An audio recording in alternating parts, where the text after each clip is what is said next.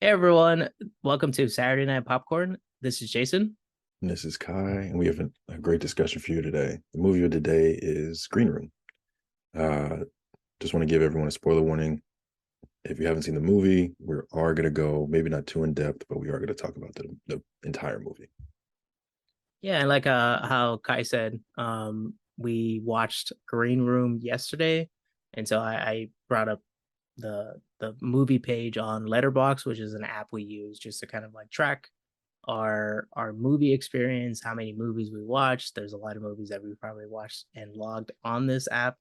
And so just to kind of give you a debrief about the movie came out in 2015, which is funny because when I watched it on Amazon last night and it said 2016, but I'm guessing 2015. It was directed by Jeremy Saulnier, and then the main cast is Anton Yelchin, Imogen Poots, Alia Shawkat, Shawkat. Shawkat, and some other people you can see. And there's Patrick Stewart in the movie who plays That's a an very S. interesting role in this movie. But we'll Mhm. kind of get to that, and you can see on the when you if you decide to log in or download Letterbox, you can look up Green Room and see all the details about the movie. But let's get into it. What did you like about the movie, Kai? Um, I like the indie feel of it. Yeah, I like the indiness. I like the way it was shot. As we usually say, that's kind of a safe thing to say when you're Yeah, it's like a common like it's a good shot yeah, right there. when you don't really know how you feel about the movie. So yeah, I like the way it was shot. I like that it was indie feeling, which most A24 movies are, which this movie is an A24. Yeah, I kind of say the same thing where it's like you kind of when you saw when the movie starts, you see A24 pop up and you kind of almost immediately know kind of what you're walking into. This A24 has kind of gone down the route of like psychological horrors and different things and this I wouldn't necessarily think of it as like a horror movie, but it is No. psychological. It's intense. It's thrilling too. But yeah, the way that it's shot, it I would say it gives you more of like a step up than an indie. You do notice that they're like sometimes like the director or the cinematographer uses some different shots for different reasons. The movie's Mhm. kind of based inside of like a room, so you kind of know as to like there's some claustrophobia with that, which I think kind of does come off and doesn't come off, where it's like Yeah, you I don't there's think they like really five captured that well. yeah there's like five people in the room and it's like the size of a bedroom, so you would expect that the shots would be kind of closer up, like knowing Yeah. that there's probably like to kind of like emulate that like they're all looking at each other, I think. But that could be a downside, but I think the acting in the movie was spot on in terms of like Patrick Stewart as like Patrick Stewart is a leader of a neo-Nazi kind of Group. group, yes, Yeah. in this. And so I think Patrick Stewart does a great job. I think no matter what Patrick Stewart in terms of who sold Patrick Stewart on to play this role, it is can be commended out. But Anton Yelich, in terms of like knowing and understanding that he's not with us anymore, it's kind of like sad to see that someone like that is gone, and kind of like that's you see possibly what potential even the director this came out around the same time as like I think what I read on the internet is that this movie came out like a few months before he actually passed away, and so Oh it's wow. like the director and the crew kind of like memorialized at the end of the credits. Basically it says it says a comment about Anton and everything. But I think Anton and Patrick Stewart kind of like build up like the storytelling and kind of like the emotion aspect, especially with Anton and when like he gets hurt in the movie and everything. And there's like some Uh, he's like the no, no no. That okay pit well like the reason I gave it the rating I gave it. So the act okay. The acting I enjoyed to a certain extent. Like Anton was good. Patrick Stewart, amazing in everything. He can't do anything wrong to me. Uh, some of the like Imogen and Alia or Alia. I think Alia is maybe Fuke in Arrested Development, or that Yes, might be Imogen. Uh, Lovers maybe Fuke. She was good in this, but it was just something about some of the occurrences or some of the attacks that happened that weren't believable. Like Anton and that him getting his arm chopped, like getting cut. I'm like, dude, really? It just didn't. I don't know. It didn't feel like I didn't feel it. It was just like overacting. It felt like to me. I get that. I do get that. Where it's like when it's happening. Honestly, I didn't even know what was happening once until like they like turned the camera to him and like showed what happened. And I guess that's kind of the Mm, suspense of like you didn't know what was going on outside of that door, yeah, but and like not knowing they didn't know how many people were outside and stuff. But yeah. yeah, I get that when it's happening, his emotion It's like, is dude, not really? it's not exactly what you would believe Yeah, would be happening in that moment. I think you would kind of have more kind of I don't know. Yeah, that's true. I would think he would pass out. I think yeah. with Like most if that's happening to you, I'm like, I'm going down, and I'm like trying to pull my arm in as fast as possible, not just screaming and leaving it out there. right. I One time I was like doing like a home test and I had to like prick my finger and I was passed out from seeing the blood come out of my finger. And this man had his whole arm chopped up and he's Yeah. just like screaming bloody murder. It's like, dude, no. I But do to think the dog deserves an award though. That dog's the acting was last one, the amazing. one that kind of like wanders off. That one, and then the dog that like murdered that guy on the floor. Oh, definitely. Like a dog to be that committed to murder somebody is crazy.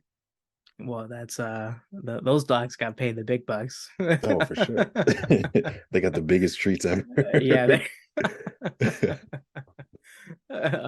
but in terms of like we kind of like the whole premise of the movie is basically like they Anton and his like they're like a what would you call it, like a They're a punk grunge rock kind of band. punk Yeah. band, right? And Throwback to like the 90s, I guess. 80s, 90s. yeah, just people they're driving around, they're looking for their next gig and stuff, and so they play in the beginning. They have a buddy that kind of sets them up with like sort of a crappier gig and everything. It's like a whatever, but the buddy has a friend, or was it their cousin? I think. Yeah. Yeah, their cousin, and so they set him up with a gig at this place, and the their buddy kind of does allude to like the politics of these people, and so They just but I shrugged their shoulders off. yeah, I think Like, nowadays I think more people would be saying you tell me exactly what I'm going to be exactly. experiencing, because the way, yes, their politics don't align, but that doesn't really say much in terms of like what you actually are walking into Hmm. when these people actually show up to this gig. And so it ends up becoming where it's they play for this like club or like this Organization. organization of white super of like neo-Nazi, and so they're like a neo-Nazi group.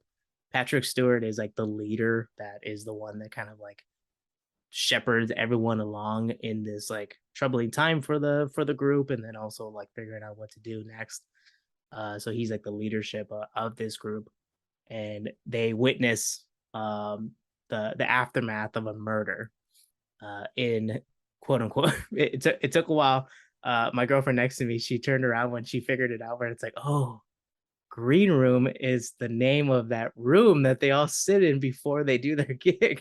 And I was like, it like totally was like, why was it called a green room? But yeah, so they witnessed, or like they witnessed the aftermath of the murder, and then they kind of like hold themselves up inside of that room. And then so Patrick Stewart and the other white supremacist people, or the neo-Nazi people, have to deal with like, what do you do with them next? Hmm. And then it turns into chaos as much as possible. Yeah, but it almost felt like at times it felt kind of predictable. Well, not predict. I can't say predictable. That's the wrong word. At times, it felt like it wasn't as intense as it should have been. Like you were saying before, it didn't feel as claustrophobic. Like the fact that they were just in one room and they don't know what's on the other side of the door, what's on the other side of like the window or whatever. You didn't get that feeling. You were just kind of just like, okay, these kids are trying to figure it out. I get that, but you didn't get a any sense of urgency or a sense of, okay, how do we get out of here? It was more so everything was reactionary. And a lot of them kind of gave up. Like Yeah. that one person that ends up like jumping through the window and then he gets like kind of chopped No, up and just everything. stabbed numerous times. Yeah, he was kind of that person where it was like, all right, well, we're all screwed and everything, so might as well deal with it, right? But that's true. It's like it kind of turned into where it's like the sense of urgency to leave and everything was like it was kind of muted because half of them were like, we're never gonna get out of here, so what's the point? Hmm. I guess in a real situation, you probably will have those people. It's like, well, whatever, who cares? It's like today's the day and everything, I guess.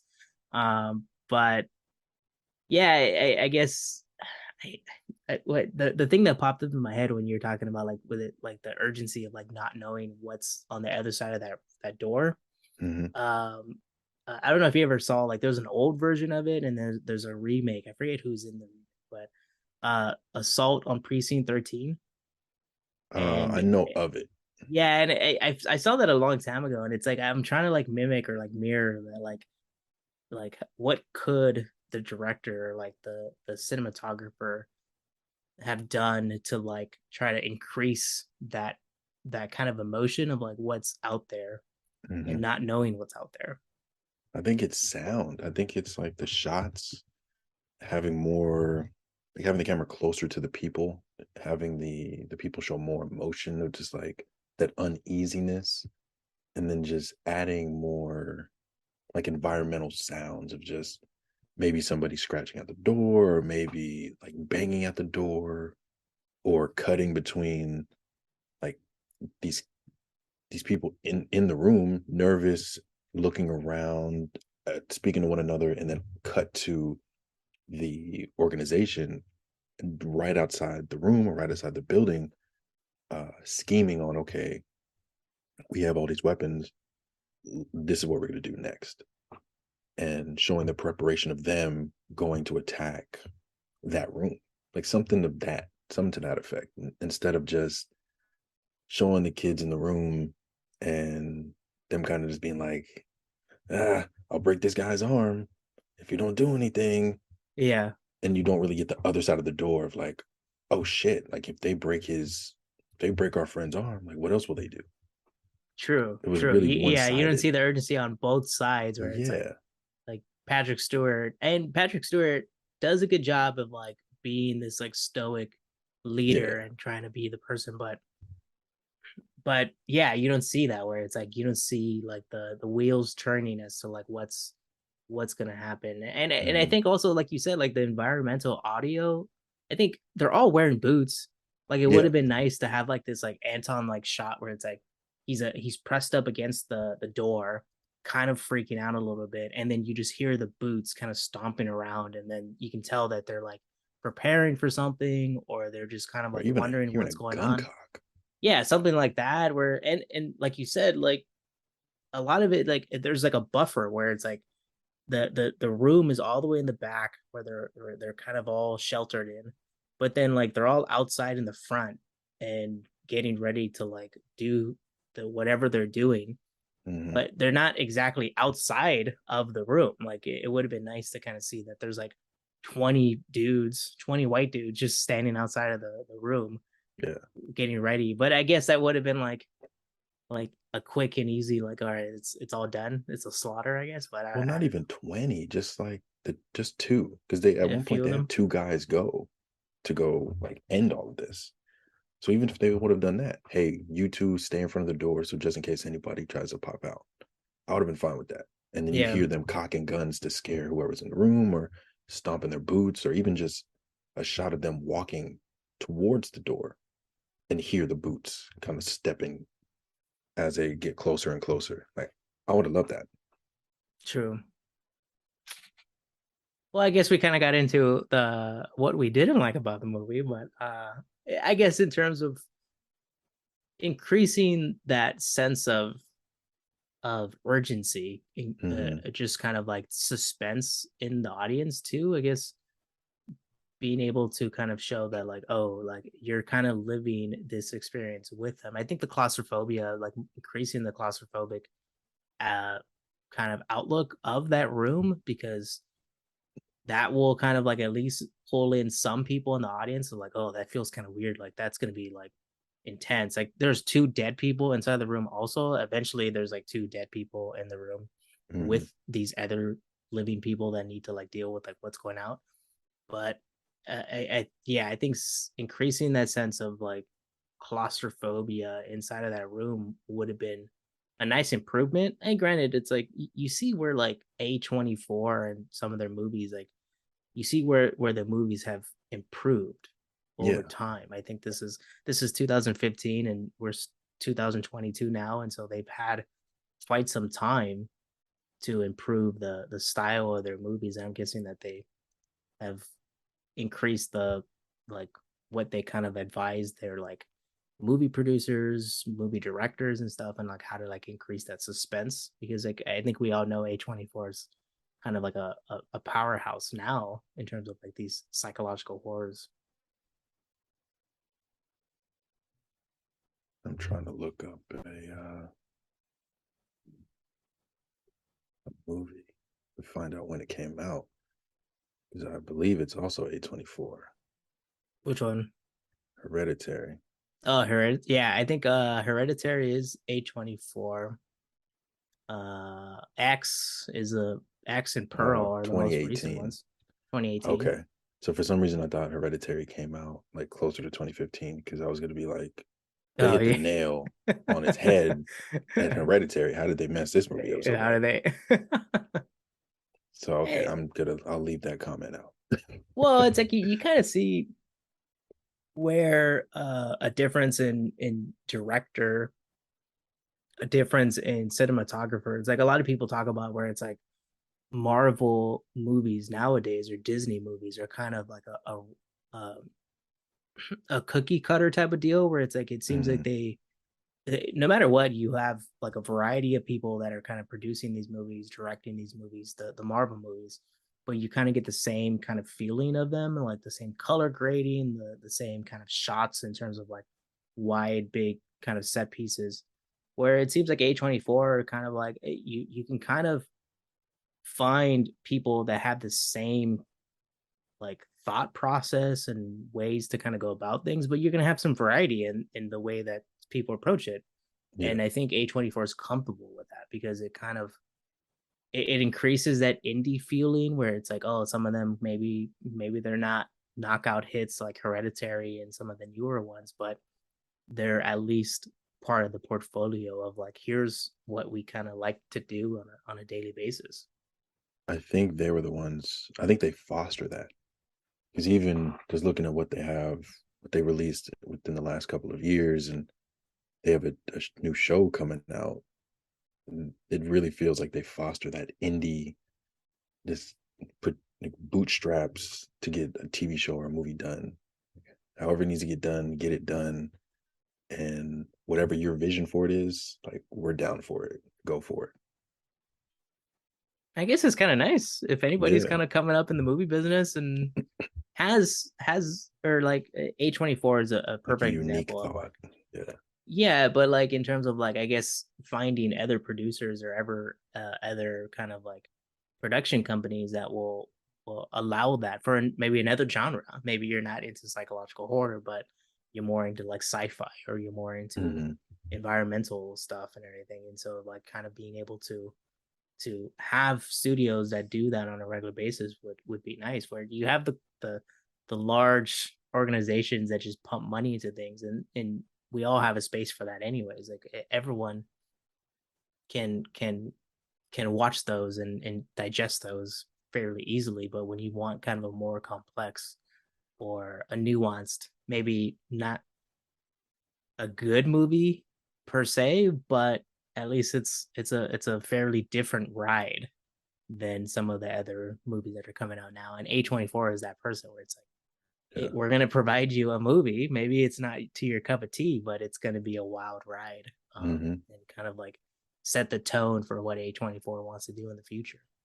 And I love how subtle everything is. Like they release a trailer and you watch it and you're like, I have no clue what I'm about to watch when I go to the theater. And then you watch it and you're like, yeah, that trailer did not give away anything. That's true. Where I should have watched the trailer for this movie as to like what did they show a green room, because like granted you walk into it. I had to close all my blinds because I was like, I don't want anybody walking across or like walking down the street looking into my window and seeing some like people playing white supremacist people. I'm like, I don't need that right now. But it's like for me, it's like the reason why I'm the one that wanted to watch this. And in terms, we both wanted to watch this movie, but I was the one that kind of like said like we should put it on the docket to Yeah. talk with this podcast. But because whenever you look up like certain movies that are that are a different kind of feeling and stuff. Like, Green Room has always kind of come up on like some like web browsing list of like movies to watch and everything. So I was like, I've never seen it. I'm pretty sure Kai has not seen it. No. We have both not seen it. So it's like it was something that like at least to like digest it and like just watch it, give it a watch and see what happens. And it is a subject matter that can be, I don't know, can be kind of The like touchy odd. subject. Just it's it kind of it makes you like I had to play some video games afterwards. I was like, I gotta like forget about this. but it was a wild ride. Yeah, it was. I don't know. I always go back to Hereditary. Like this one, like I actually watched it this morning because I watched Black Panther, Wakanda Forever last night. So I didn't get a chance to watch this yesterday. And no, I was okay. I was like, it didn't hit like Hereditary messed me up for a couple of days. And Oh even Midsommar like messed me up for a couple of days. But this one yeah, wasn't that bad. This was I pretty tame.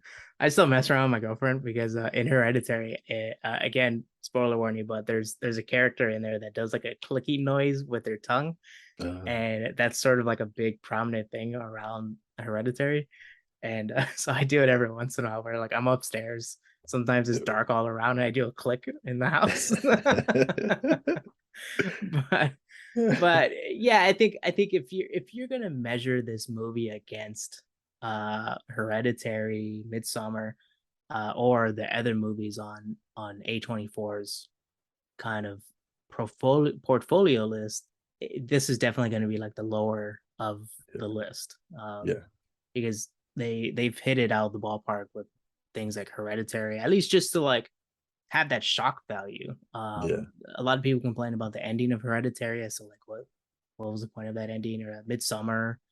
Um, what for me, Midsummer was like Oh, that actually, ending's crazy. yeah, that ending's pretty intense. Yeah, But so but in terms of if you're gonna measure Green Room, I think the movie is saved by Patrick Stewart and Anton Yelchin and everything, and and the dogs. the dogs. As Kai gave it one extra star just for the dogs. But I will kind of go into this question. We kind of wanted to kind of include, since we use this app Letterbox to kind of rate the movies, to track the movies that we watch and stuff. We did want to kind of to kind of talk about like the rating that we gave these movies in our podcast. What rating did you give Green Room in your Letterbox profile? 2.5. 2.5. Yeah, And I gave it a nice 3.5. So one extra star. I think you gave this the extra star for the dogs. maybe I don't know, or just Patrick Stewart was like 3 stars and then half a star for the dogs. Longest yard reference. Huh? Longest yard reference. Is it? I don't know. You don't remember half a star? No. I'll have to send you the video.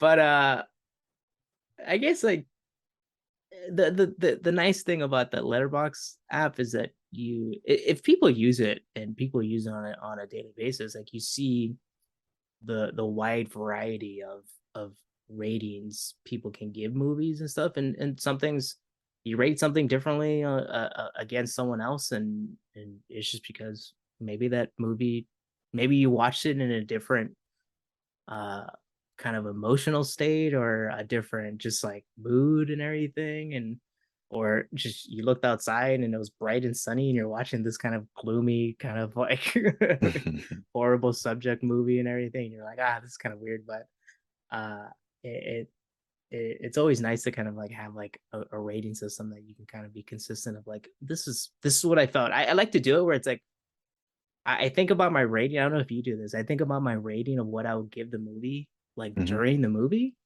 but it's like right when the movie ends, I try to rate it because it's like my initial thought of like, this is what I thought. I usually wait. Yeah, I usually wait until after the movie's over to give a rating.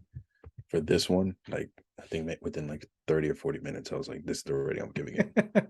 And I just stuck it out. I was like, I'll just finish this. Like I have to finish this.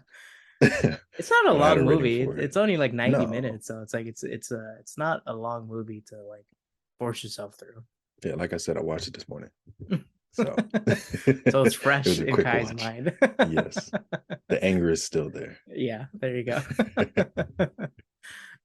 Sometimes it's like it there's an ability to write kind of like a longer form review in the app too. So it's like sometimes this one I did not take the time to like write a review or even kind of like jot down like a simple sentence or a couple sentences for my thoughts. But I think the rating uh system is good enough for some movies if you want to kind of Yeah. go into a longer form.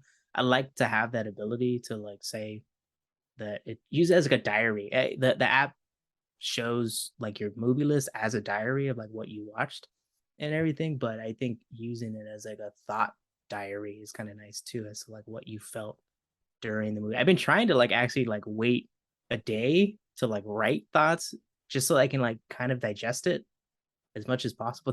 But then I forget. It's like, but I don't know. Should we ask the last question? Let's do it. All right. The last question is typically is whether or not we will include this movie in our home movie collection. Just like, will we spend our money on this, hard-earned money on this film? But I would ask you, Kai, would you add this to your movie collection? Probably already guessed it, but no, I would not. No, that not even just for the cover. I think the cover's nice. The cover's Cover, pretty cool, yeah, the cover's cool. but no.